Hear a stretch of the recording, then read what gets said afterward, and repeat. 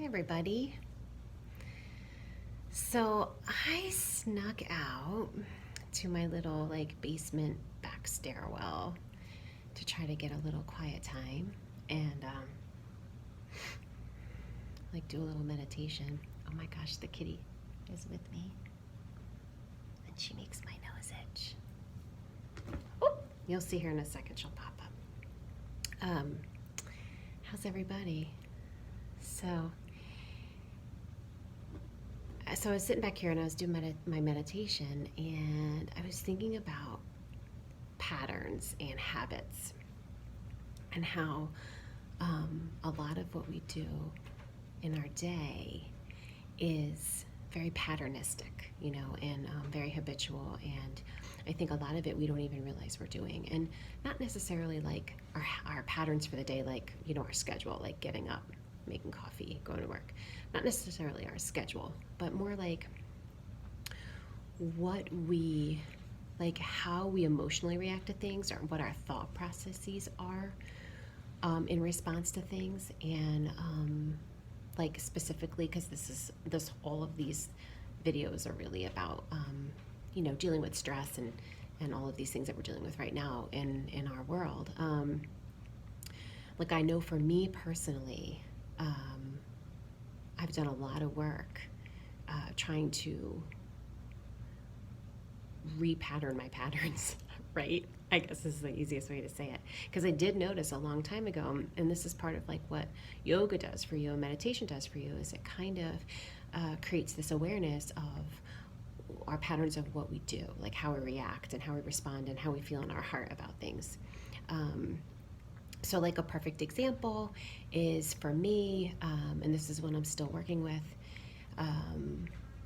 faced with something that I am not sure about, my automatic pattern is to tell myself that I can't do it. There's no way I can possibly pull that off, right? Which is crazy because 99.9% of the time I do pull it off. I do figure out how to do it and I do get it done. And then I'm like, well, that wasn't a big deal. So I don't know why I do that, but I continuously do that. That is my first response to being faced with something that is new to me. It's like, no, you're not going to be able to figure this out. You're not smart enough for this, or you're not talented enough for this, or, so you get my gist.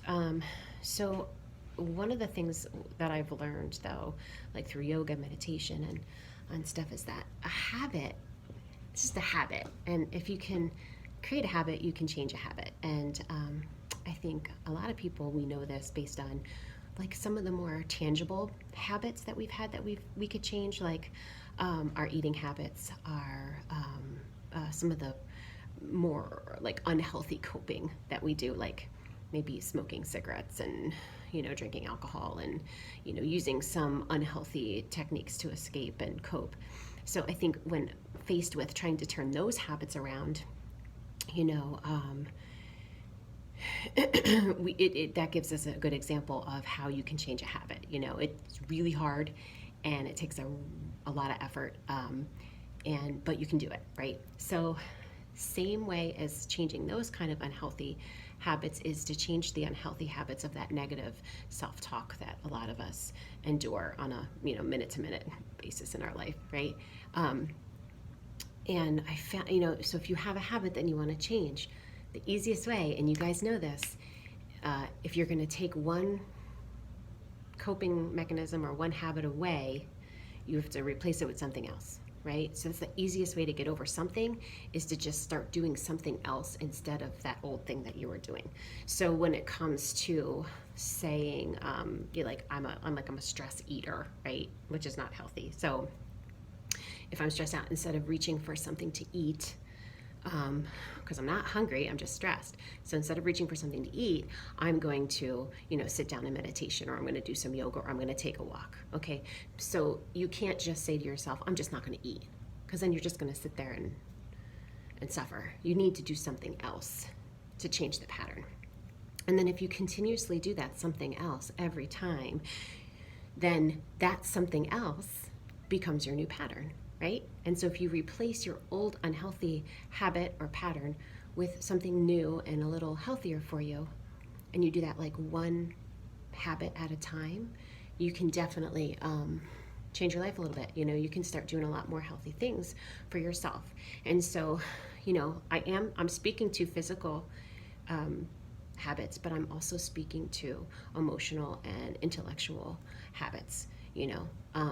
So I can change my stress eating with like doing something different, like walking or exercising or drinking water or talking to a friend. And I can do the same thing with my emotional habit or my intellectual habit, right? And this works. I have to tell you, this works, because I remember when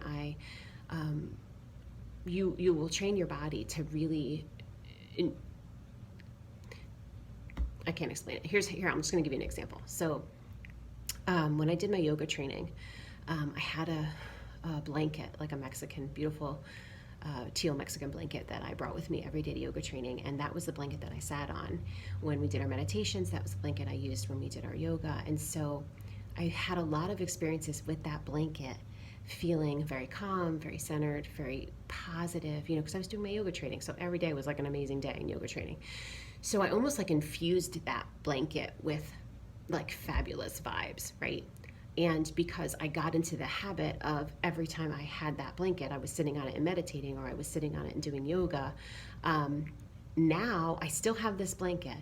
And when I take the blanket and I put it on the floor, I automatically feel better. My body immediately relaxes just by putting the blanket on the floor, because I programmed my body that when that blanket is out, meditation is going to happen, yoga is going to happen, good vibes are going to happen, right?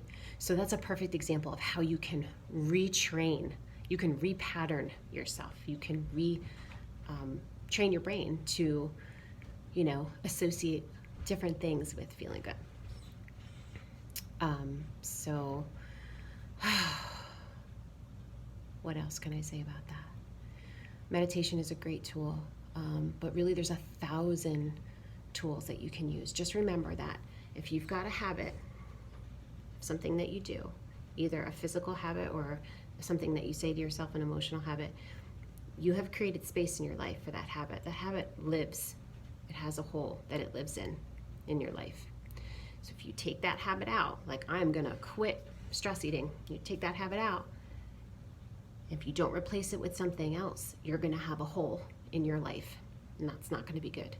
So take that bad habit out, that negative self-talk, that stress eating, whatever that is, right? Take that habit out and put a new habit into that hole. So now you don't have an empty space, okay?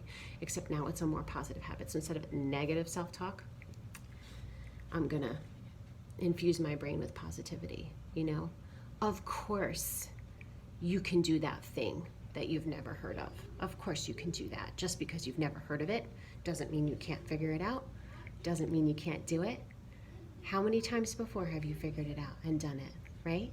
So get rid of that negative talk, throw some positivity in there, get rid of that negative coping habit, throw a good, healthy coping habit in there, and let's get down to changing some patterns and feeling better, right? Anyway, I'm gonna hang out in the back hallway a little bit longer and do some meditation and try to get a more peaceful heart before the end of the day so I can sleep good. Anyway, I hope you guys all do the same. Love you.